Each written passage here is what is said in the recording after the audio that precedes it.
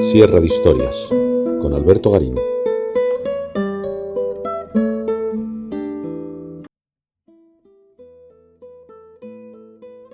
En febrero de 1440, un grupo de grandes señores feudales franceses, entre los que se encontraban los duques de Borbón y Bretaña, pero también el delfín Luis, hijo del rey Carlos VII, se sublevaron contra su monarca, un levantamiento conocido como la Praguerie.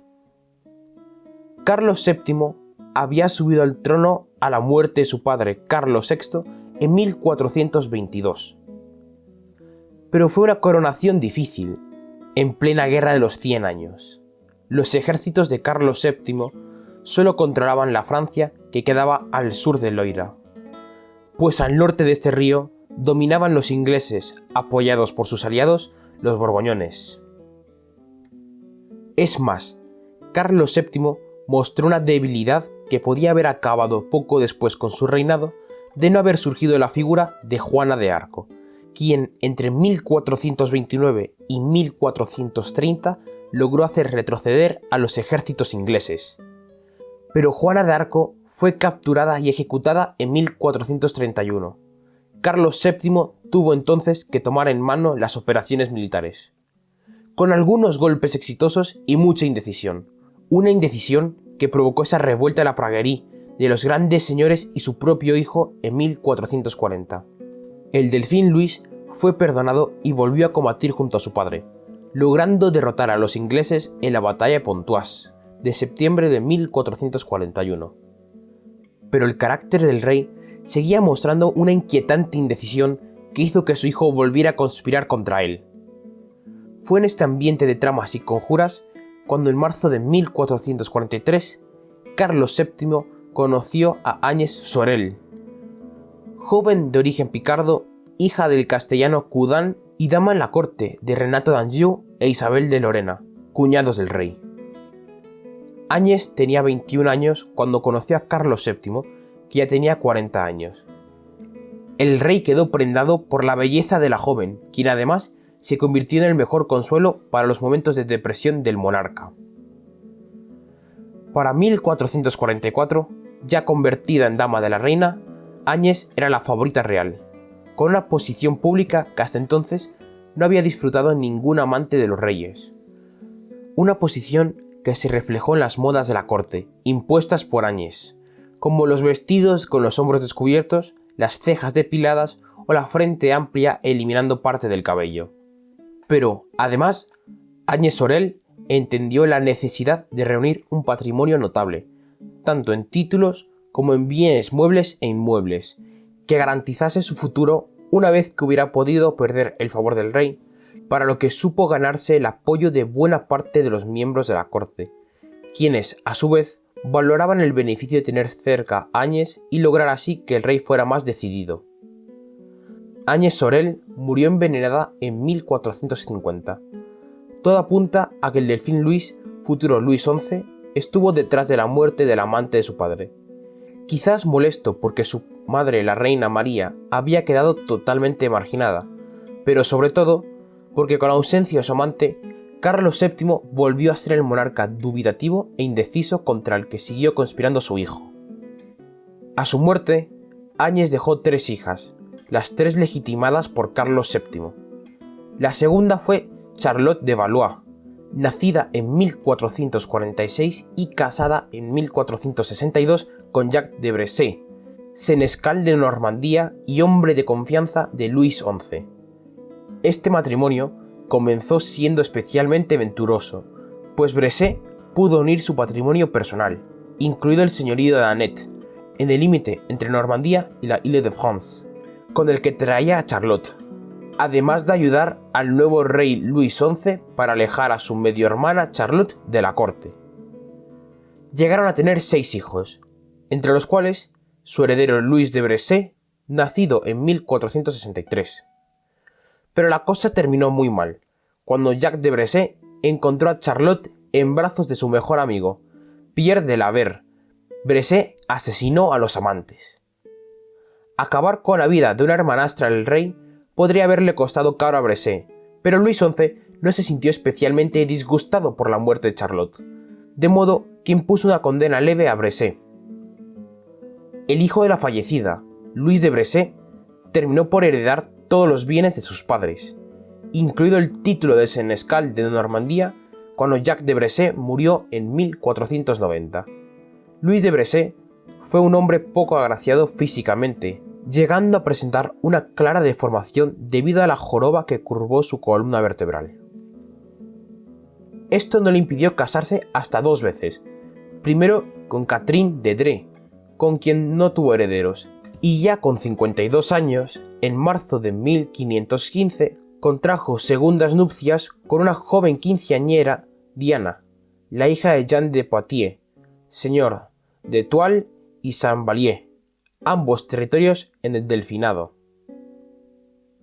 De esta manera se unieron 2 casas vinculadas desde antiguo con la corona, los Bresser y los Poitiers, siguiendo la querencia del nuevo rey Francisco I por hacer que sus nobles, por medio de estas uniones matrimoniales, generasen unas redes de apoyo que sirvieran al propio monarca. Pese a los casi 40 años de edad que separaban a Luis de Bresser de su joven esposa Diana, y pese a ser Luis hombre poco agraciado frente a su coqueta mujer, el matrimonio resultó venturoso. En 1518 nació la primera hija, Françoise, que habría de heredar los bienes de los Bresser, y en 1521 la segunda hija, Luisa, que terminaría por emparentar con la familia de los Guisa. En 1523, el condestable de Francia, es decir, el generalísimo de las tropas francesas, Carlos III de Borbón, desertó de los ejércitos de Francisco I y se puso al servicio del emperador Carlos V. Carlos de Borbón se había peleado con su monarca por la herencia de Susana de Borbón, la difunta esposa de Carlos, una herencia que Francisco I había decidido dejar en manos de su madre Luisa de Saboya. Carlos de Borbón, al perder esos dominios, planteó una conspiración contra Francisco I, que terminó con ese cambio de bando por parte del Borbón. En esa conspiración contra el rey francés también participó Jean de Poitiers, el padre de Diana. Cuando Jean estaba a punto de ser condenado en el patíbulo, fue perdonado por el rey gracias a la intercesión de su yerno Luis de Bresser, esposo de Diana, y quien era 12 años mayor que su suegro. Es más, estos avatares de Jean de Poitiers no impidieron que su hija Diana siguiera medrando dentro de la corte. Había sido dama de la reina Claudia, primera esposa de Francisco I. A la muerte de esta en 1524, poco después de la traición de Carlos de Borbón, Diana entró al servicio de la madre del rey, Luisa de Saboya, quien falleció en 1531, entrando entonces Diana al servicio de la segunda esposa de Francisco I, Leonor de Austria, la hermana del emperador Carlos V. Es más, las malas lenguas llegaron a decir que si Diana no había pagado ninguna consecuencia por la traición de su padre y además había seguido progresando, fue por su estrecha cercanía con el rey Francisco I, si bien todo apunta a que nunca llegó a ser la amante de este monarca. Es más, Diana había permanecido fiel a su marido hasta que éste falleció en julio de 1531. Al quedar viuda, su primera preocupación fue lograr retener la mayor cantidad de bienes que habían pertenecido a su marido, incluido el título de senescala de Normandía que llegó a ejercer durante un tiempo. Con todo, desde su viudedad, Diana estableció una especial relación con el hijo del rey, el futuro Enrique II. Francisco I y su esposa Claudia llegaron a tener 7 hijos. El primer varón fue Francisco, nacido en 1518, por tanto, el Delfín y duque de Bretaña. Enrique llegó en 1519 y se le concedió el título de duque de Orleans. De los otros hijos, solo mencionaremos a Margarita, nacida en 1523, pues el resto murieron siendo niños o muy jóvenes. El 24 de febrero de 1525, Francisco I había sido derrotado en la batalla de Pavía y tomado prisionero por las tropas de Carlos V. Fue enviado como cautivo a Madrid, a donde llegó en agosto de ese año y donde permaneció hasta enero de 1526, cuando firmó un tratado en el que, entre otros puntos, dejaba a sus hijos Francisco de Bretaña y Enrique de Orleans como rehenes de Carlos V en tanto cumplía todo lo acordado. El intercambio de prisioneros se hizo en el río Bidasoa, el 17 de marzo de 1526. Francisco I fue recibido por sus cortesanos, que le aguardaban en el lado francés, mientras sus hijos cruzaron hacia el lado español.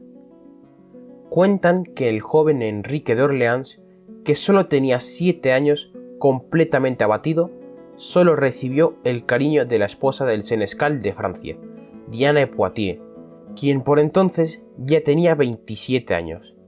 Diana abrazó al niño y le besó, tratando de confortarle.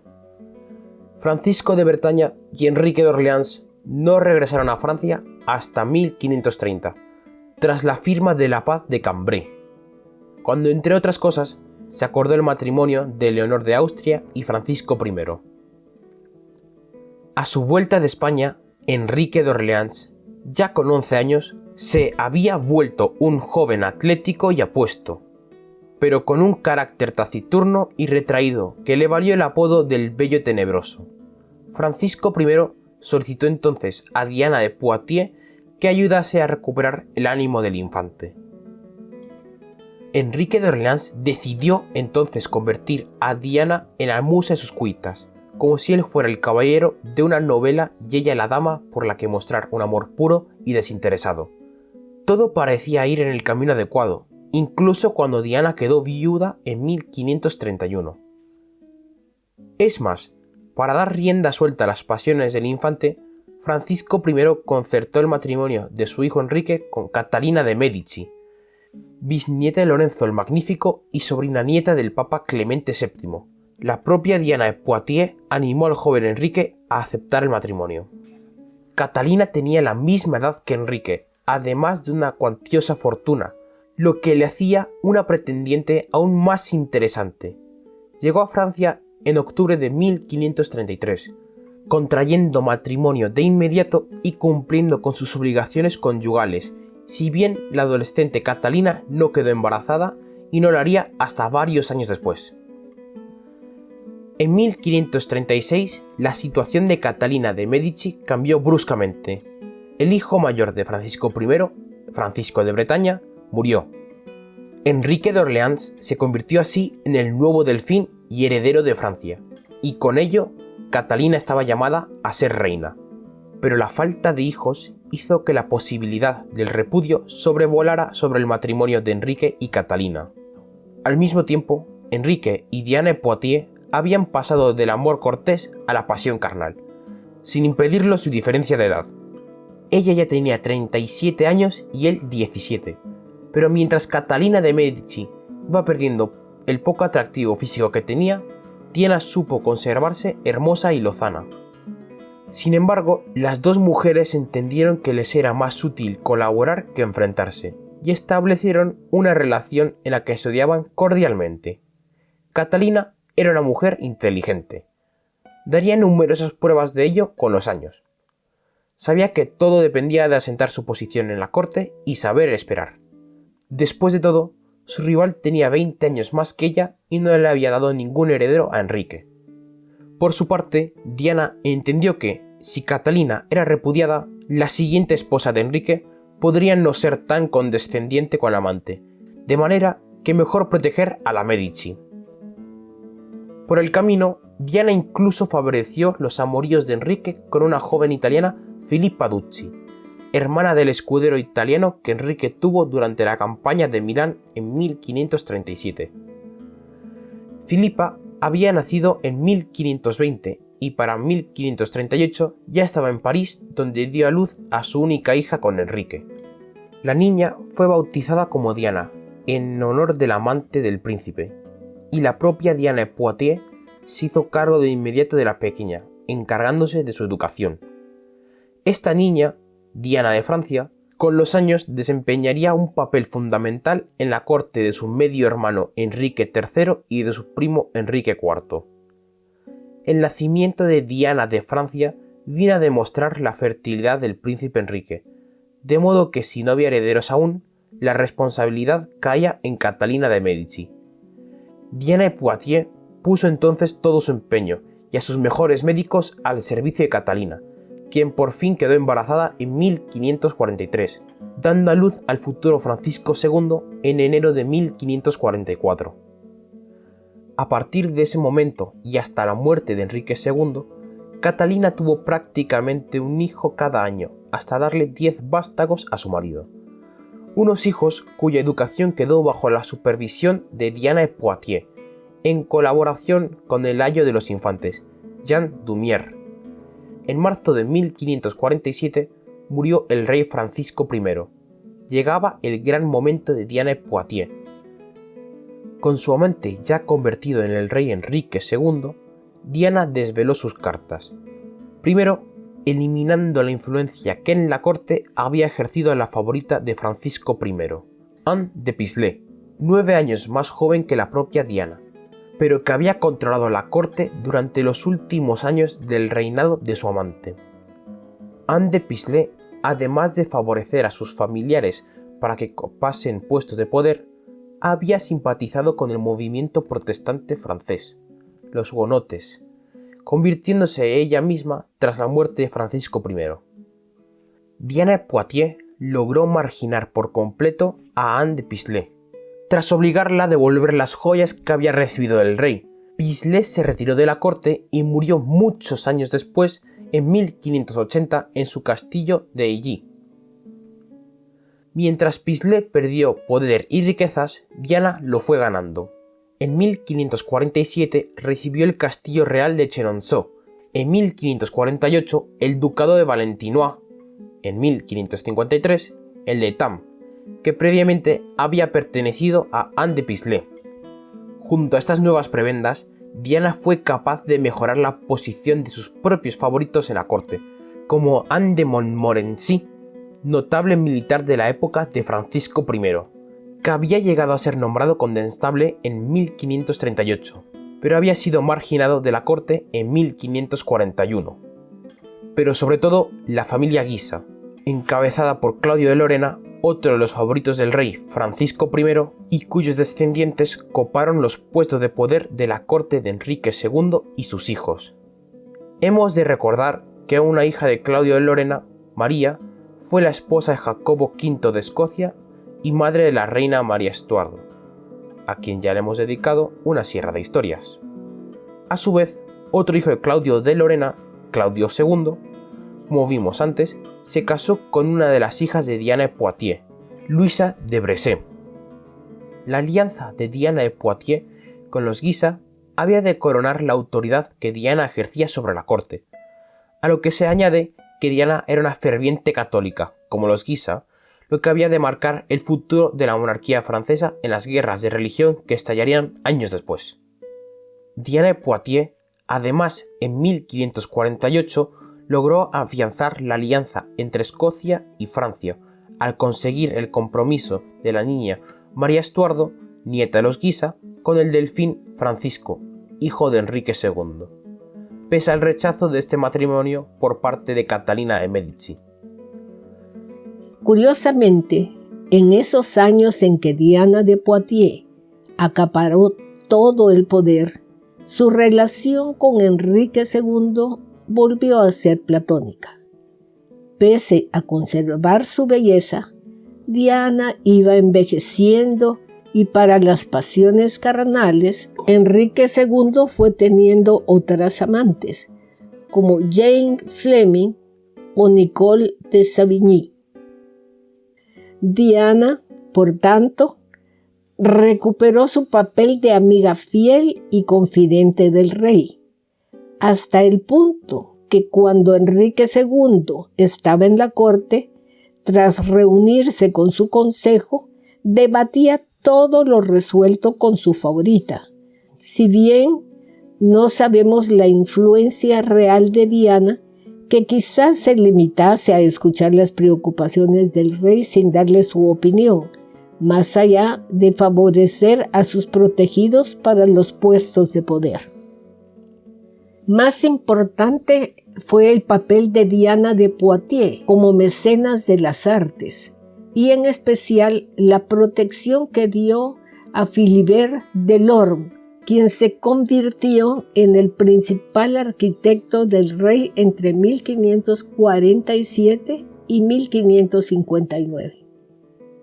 Es más, Enrique II mostró cierto hastío de todos esos artistas italianos que había hecho venir su padre Francisco I a Francia, con lo que el ascenso de Delorme, favorito de Diana, no ha de sorprendernos.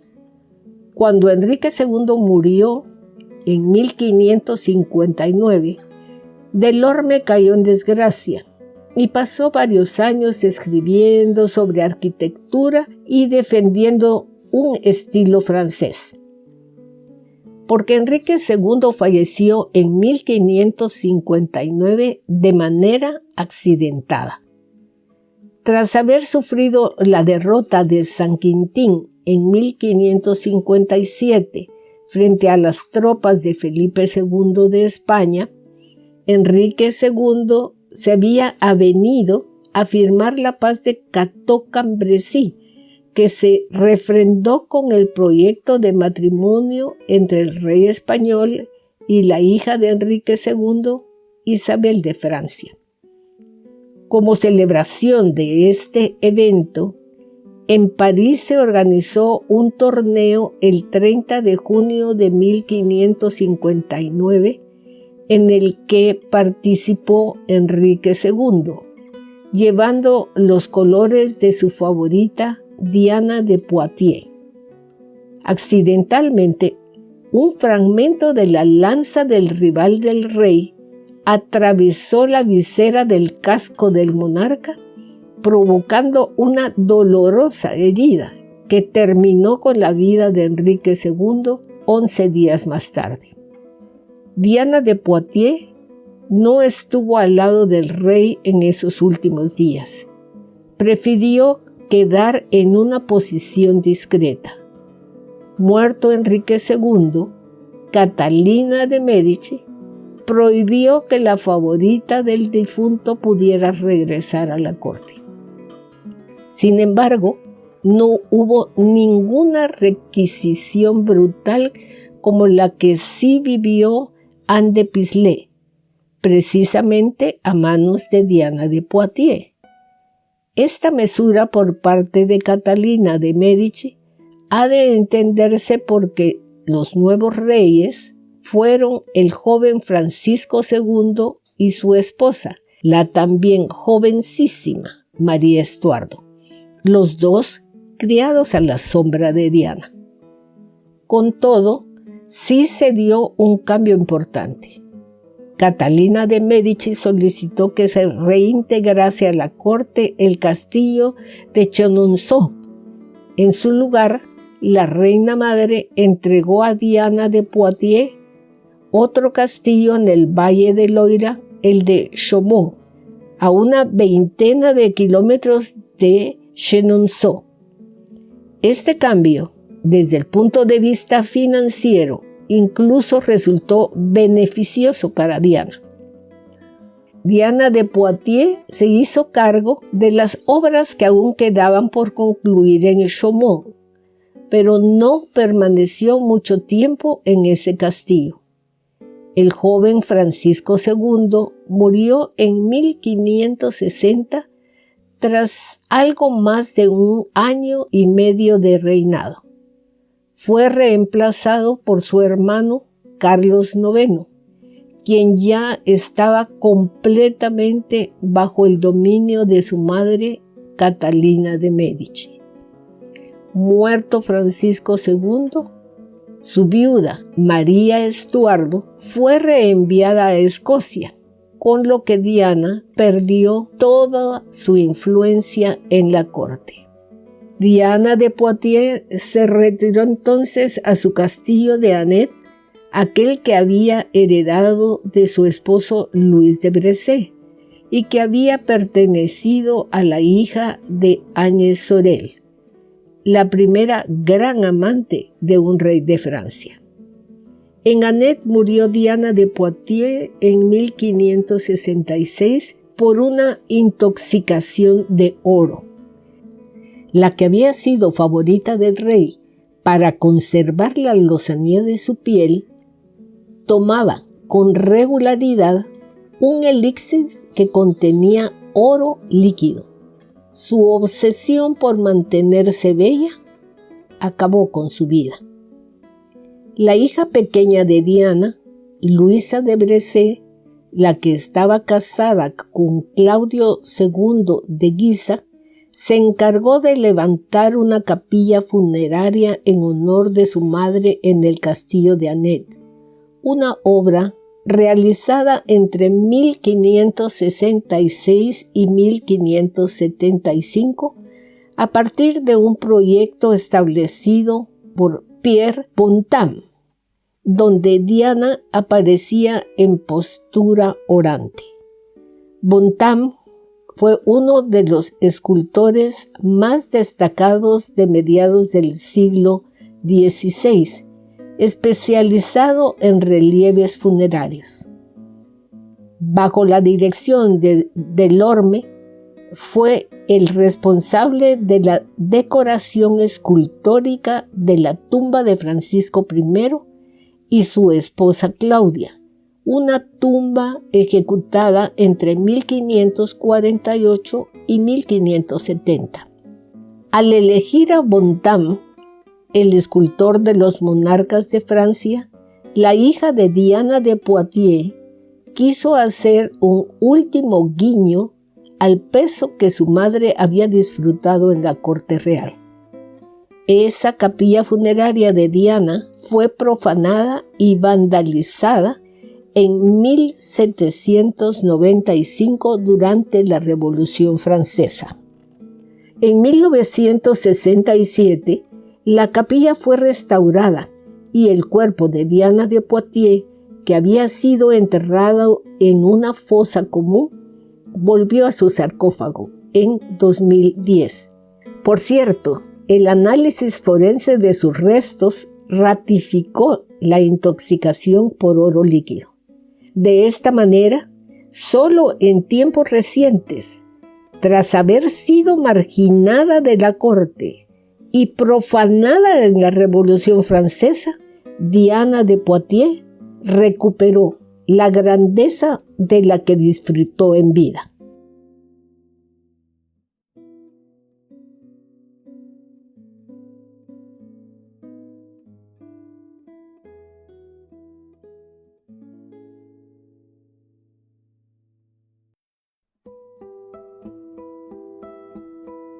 ¿Quieres incorporarte a la comunidad de Sierra de Historias? Pulsa el botón Unirme, apóyanos con tu contribución y conviértete en miembro de nuestro canal.